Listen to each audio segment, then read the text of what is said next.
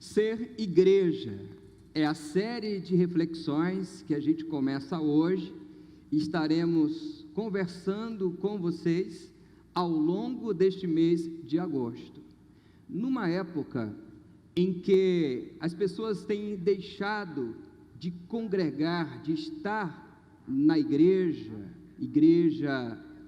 esse ambiente e espaço onde as pessoas vão para vivenciar essa experiência coletiva, religiosa. Muita gente tem deixado de participar desses momentos de celebração coletiva.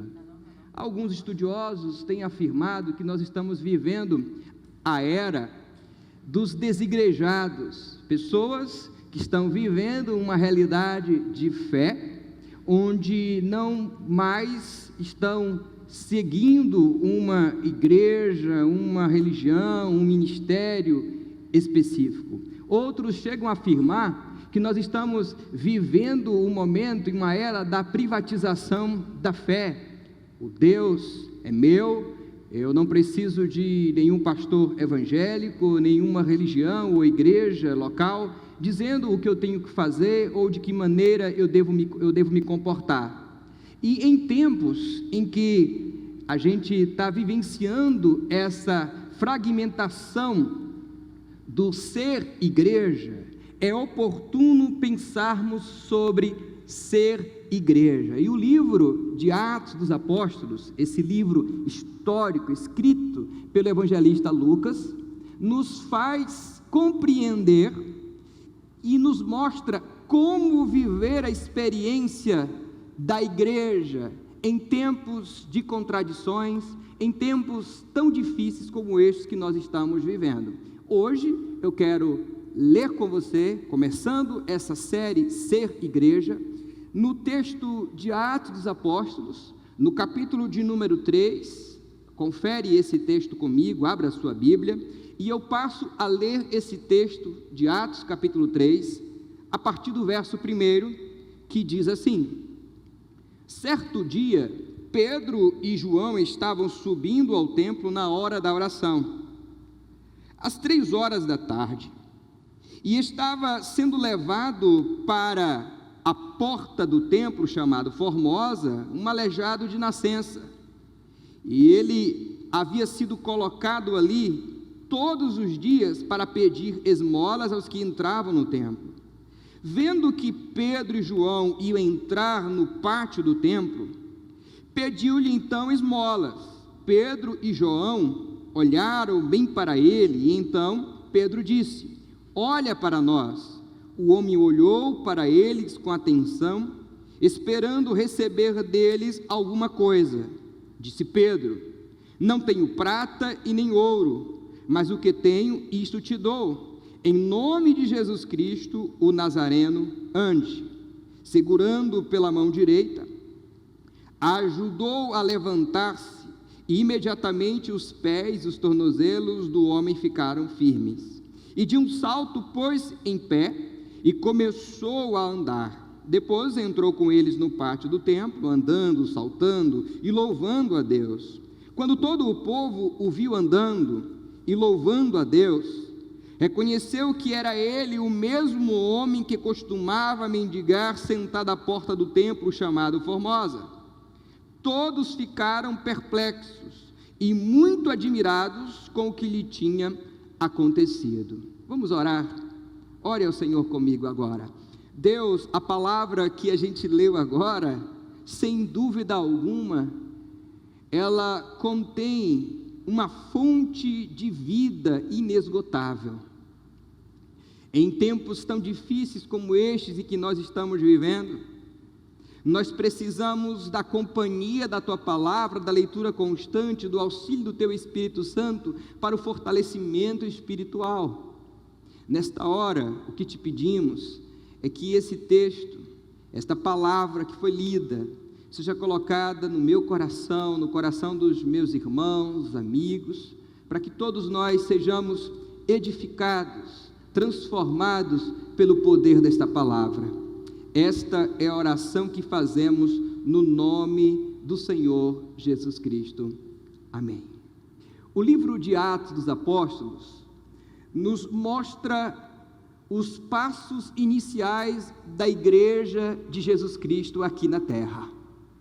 Embora o termo igreja, que é traduzido para o português igreja, derivando do grego eclésia, esse termo foi usado por Jesus lá atrás, quando o próprio Jesus, conversando com Pedro, disse que ele era esta igreja que estaria sendo colocada nesta terra para proclamar o nome dele. Aqui, em Atos dos Apóstolos, o evangelista Lucas vai mostrando o jeito inicial que a igreja estava caminhando, os seus primeiros passos neste mundo. E ele descreve no capítulo 2 a descida do Espírito Santo sobre toda a carne, como promessa de Joel, do profeta Joel, e esse Espírito ali, sendo agora aquele que repousa sobre todos que estavam naquele espaço, naquele ambiente, naquele local. E ali, o Pedro faz um discurso, e neste discurso, o nome de Jesus é exaltado, e ali começa-se a igreja de Jesus, nessa dinâmica sobrenatural do Espírito, e muita coisa vem acontecendo. Logo após o discurso, a gente vai encontrar no capítulo 3, Pedro e João indo ao templo, para a dinâmica da oração.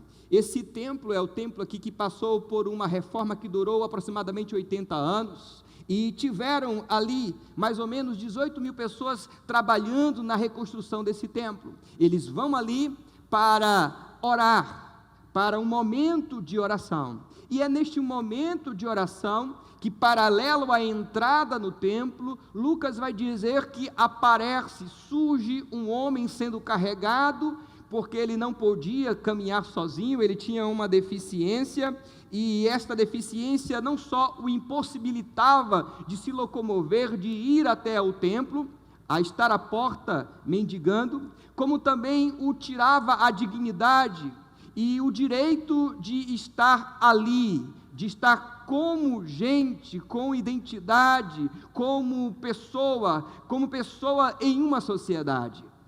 Ele era estigmatizado pela sociedade e estava ali para pedir esmola, porque a cultura judaica, em sua estrutura de lei, afirmava que dar esmolas, isso era um benefício para aqueles judeus que se dirigiam ao templo, e ele estava ali estrategicamente. E o Pedro e o João, vendo este homem, o texto vai dizer que ele olhou, ele viu aquele homem, e há no texto menção a uma troca de olhares. Vai dizer que aquele homem que estava mendigando à porta formosa, ele pedia esmola, e ele olhou e viu Pedro e João, e depois o texto vai dizer que Pedro e João olhou novamente para eles, e este olhar que o Lucas vai descrever é muito interessante, porque esse olhar aqui no texto estabelece a igualdade,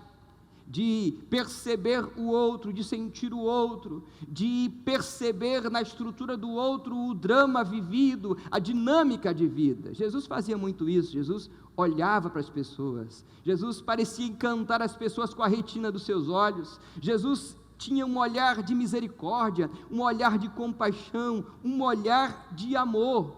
Aqui, a gente pode perceber Pedro e João representando aqui a atitude dos apóstolos, o que seria e o que é de fato para nós a atitude de ser igreja num mundo disfuncional, ser igreja num mundo de desigualdade, ser igreja num mundo de conflitos, ser igreja em um mundo onde não há promoção da justiça, da fraternidade, ser igreja em um lugar, em um espaço, onde os valores que são seguidos não são os valores do reino de Deus, mas são todos os valores regidos a partir do homem, da sua perspectiva, do seu interior, da sua vaidade, da sua individualidade, da sua maneira pequena, mínima, de ser e pensar em ser a vida, ou algo que a vida oferece e nos dá e nos proporciona.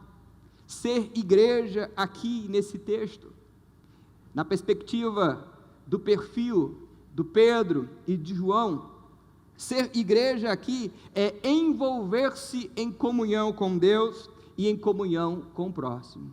Perceba comigo o versículo 1, diz que Pedro e João, juntos, eles estavam indo ao templo. Essa expressão juntos, essa expressão Pedro e João, nos dá a ideia de comunhão. Eles estavam vivenciando a comunhão, a igreja do Senhor Jesus. Ser igreja neste mundo é viver a comunhão com o nosso irmão e viver e experimentar a comunhão com Deus, porque eles estavam indo ao templo para orar. Orar significa se relacionar com Deus. Orar significa se aproximar do Criador.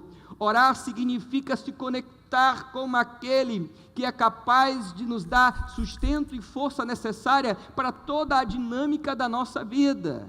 Ser igreja é envolver-se na dinâmica da união e da comunhão com o nosso próximo, da comunhão com Deus e da comunhão com aquele que é necessitado, aquele que precisa da nossa ajuda.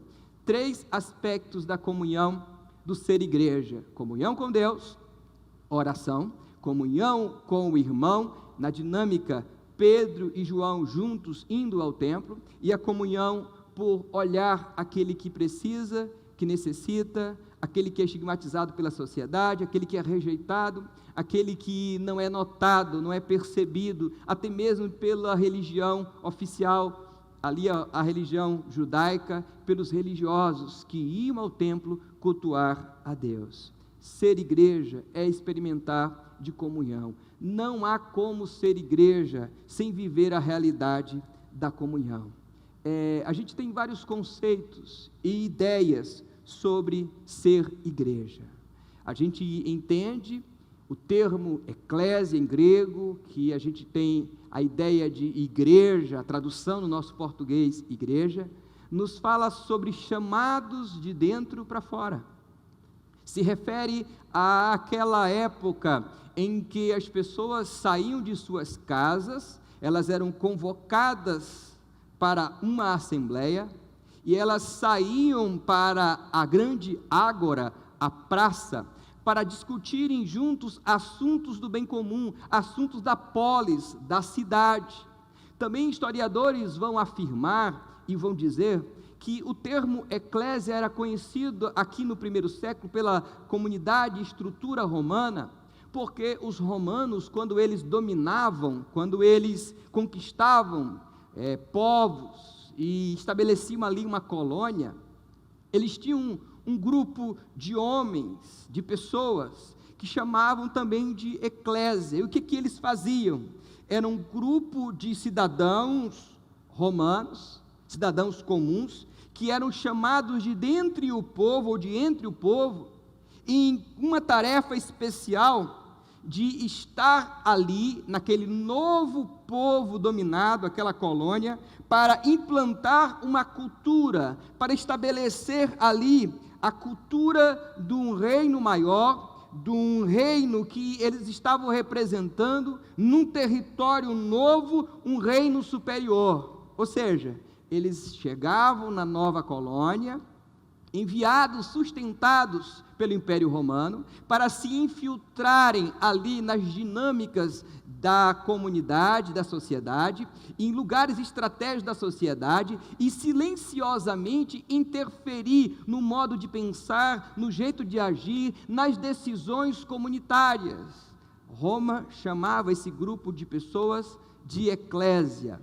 Roma conquistava através do barulho, da força com o seu exército, mas a parte mais difícil não é a conquista, a parte mais difícil agora é trazer a cultura de um reino maior, de um império maior, a cultura do rei, para ser vivida nessa nova colônia. E quando Jesus diz que ele enviaria a igreja ao mundo, há uma perspectiva de Cristo Jesus, imagina-se os pensadores, historiadores, a partir da perspectiva histórica da época. Ele está dizendo: eu estou enviando pessoas, gente, a eclésia, para estar inserido na sociedade, inserida esta pessoa na sociedade, em todos os lugares, para influenciar positivamente, para apresentar um reino superior, para falar de uma cultura de um reino superior, e estaria, claro, com o passar do tempo, aquele lugar vivendo a realidade, a cultura, os valores e submetendo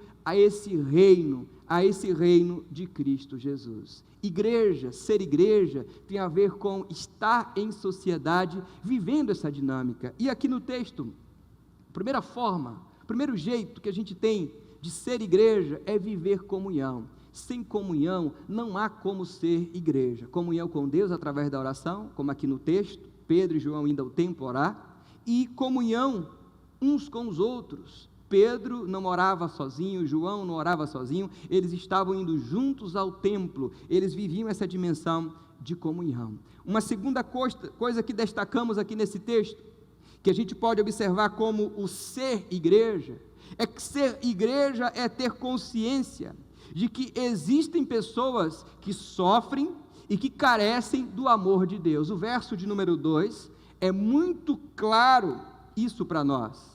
Um homem que vai ao templo e que se coloca a esta porta, chamada Porta Formosa, para mendigar. E o Pedro e o João, igreja de Jesus, sendo igreja, eles têm essa consciência de que existem pessoas que sofrem. Não dá para ser igreja sem a consciência de que existe gente que está sofrendo. Não dá para ser igreja sem perceber que existem pessoas que não vivenciam uma realidade que nós estamos vivenciando. Não dá para ser igreja e viver uma vida em si mesmada, pensando somente em si mesmo, em si mesma. Não dá para ser igreja sem ser invadido pelo amor de Deus, trazendo consciência de que estamos num mundo desigual. Há uma desigualdade, há uma aviltante pobreza, há uma estrutura de domínio e de poder que favorece sempre aquele que tem mais e tira daquele que tem menos. Jesus nos mostrou que andar por este mundo, a gente andaria anunciando esse reino de Deus, não somente com o querigma, o proclamar, o discurso, mas com a diaconia, com o serviço, com ajudar ao próximo. Ser igreja, meu irmão, meu amigo, minha amiga, é ter consciência de que existem pessoas que sofrem, são desprezadas, são invisíveis do ponto de vista social. Era a situação deste homem.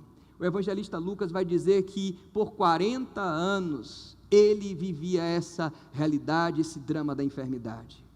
40 anos e não via perspectiva de resolução do seu problema.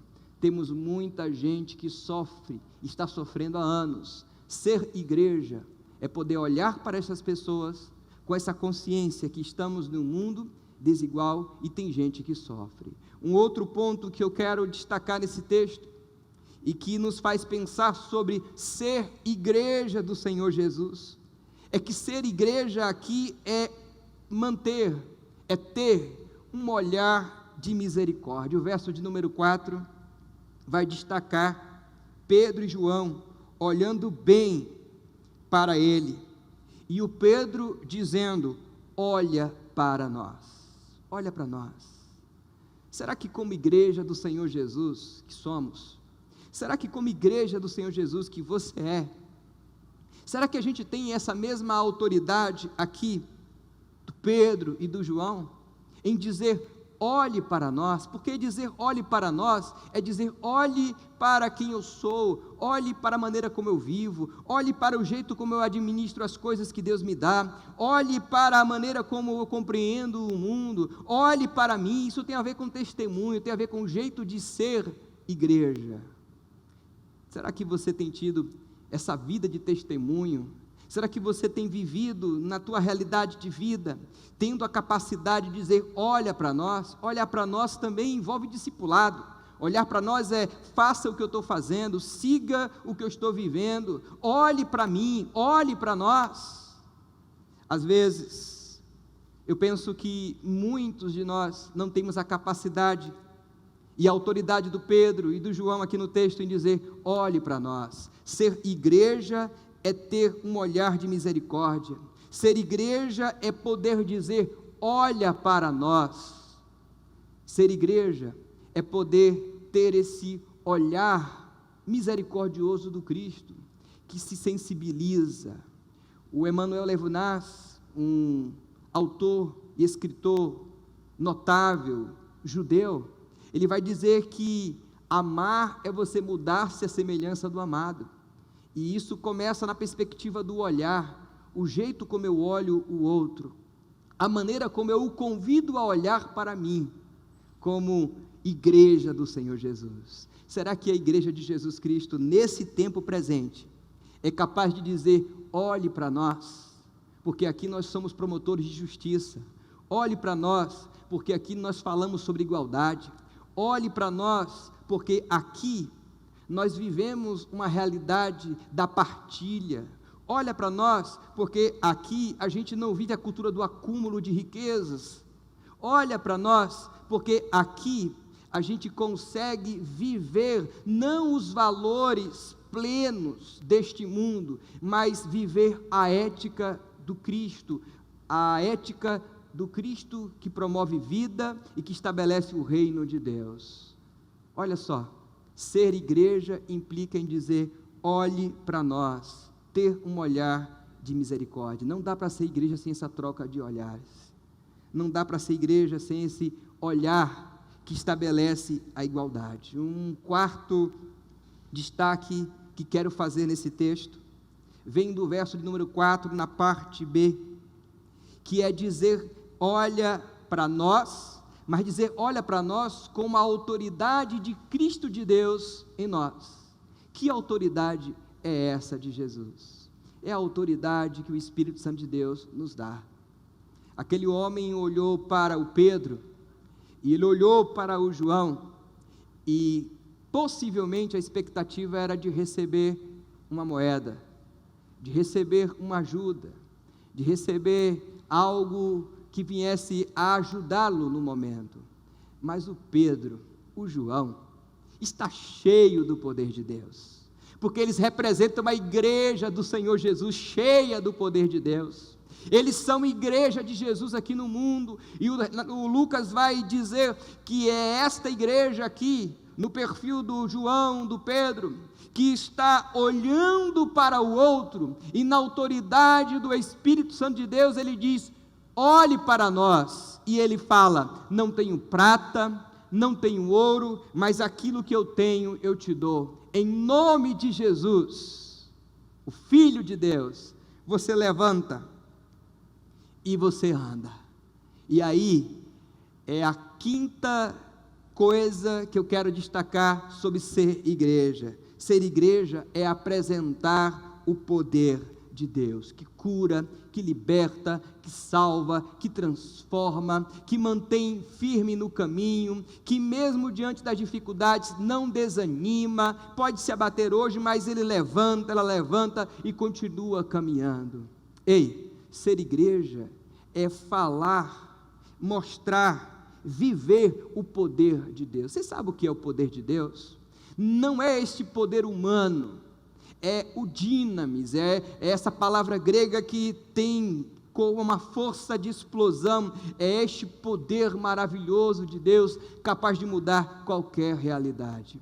Ser igreja é acreditar no poder de Deus, é crer no poder de Deus, e muito mais do que crer no poder de Deus, é trazer para o outro o conhecimento de que Deus, em Cristo Jesus, é poderoso. Ei, você que está nos ouvindo agora, o poder de Deus pode libertar você de todo e qualquer vício e problema que você está vivendo. O poder de Deus é capaz de salvar o teu casamento. O poder de Deus é capaz de tirar de você a angústia.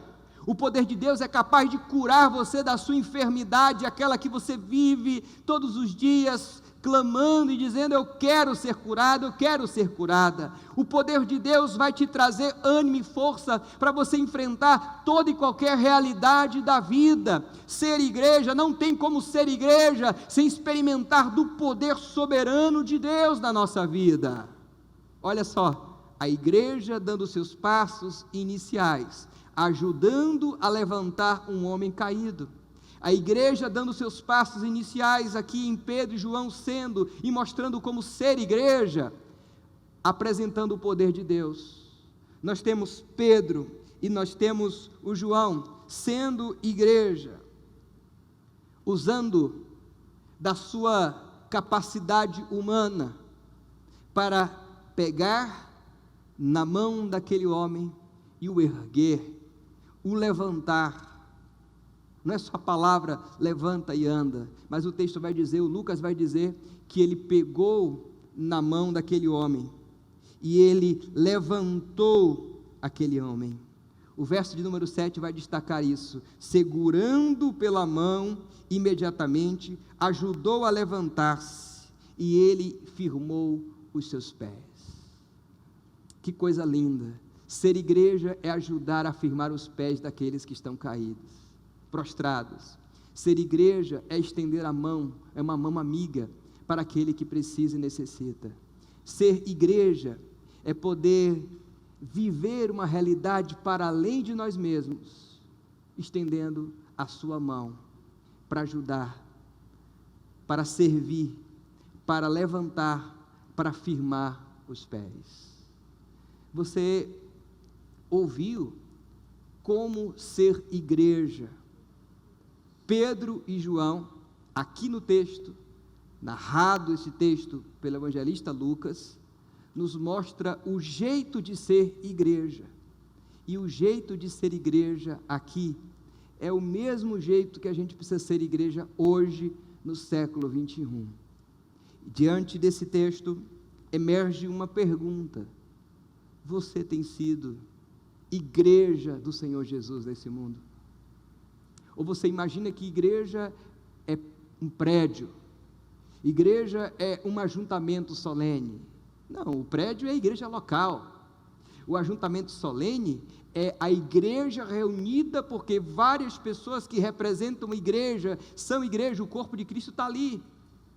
Mas o quanto ser igreja, que eu sou, você pode afirmar: eu sou igreja de Jesus? Ser igreja é ser envolvido no processo de união e comunhão com Deus e com o irmão. Ser igreja é ter a consciência de que existem pessoas que sofrem e carecem do amor de Deus. Ser igreja, aqui no texto, é ter um olhar de misericórdia. Ser igreja é ajudar a firmar os pés daqueles que estão caídos, prostrados. Ser igreja, aqui no texto, é ter autoridade para dizer: olha para nós, olhe para mim, veja como eu estou vivendo, pode andar comigo, porque eu estou seguindo os passos de Cristo Jesus. Ser igreja é apresentar o poder restaurador, transformador de Cristo Jesus para todos os homens, para todas as mulheres. Te convido hoje, no início dessa série, Ser Igreja, a buscar cada vez mais no Senhor, ser igreja de Cristo Jesus neste mundo.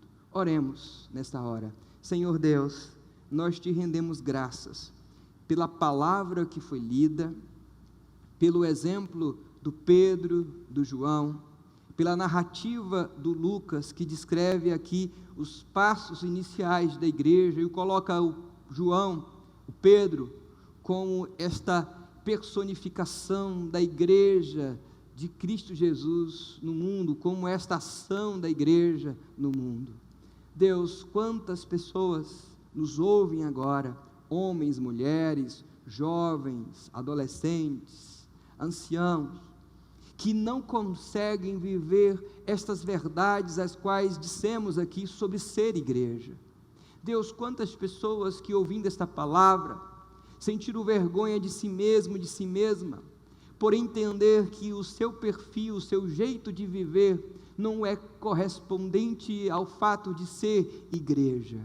Nesta hora eu te peço, ajuda a minha vida, para ser igreja relevante neste mundo, e também que o Senhor ajude os meus irmãos, os amigos, que ouvindo esta palavra e desejosos de ser igreja relevante no mundo, oram comigo agora, te pedindo e rogando que o Senhor venha nos fazer todos os dias ser igreja de Cristo Jesus no mundo. Num tempo de contradições, num tempo tão confuso, em um tempo em que a gente confunde ser igreja com um prédio, com ambientes, com liturgias, tudo isso vem descaracterizar o ser igreja de Cristo Jesus no mundo. Que esta palavra, esta mensagem, que o nosso coração seja envolvido com o Teu Espírito Santo para compreendê-lo na sua totalidade. Abençoa todas as famílias, todas as pessoas que neste momento nos ouvem e nos ouvirão. Que a graça de Cristo Jesus alcance cada lar, cada família, cada pessoa. Essa é a oração que te fazemos no nome do Senhor Jesus Cristo. Amém. Louvado seja o nome do Senhor.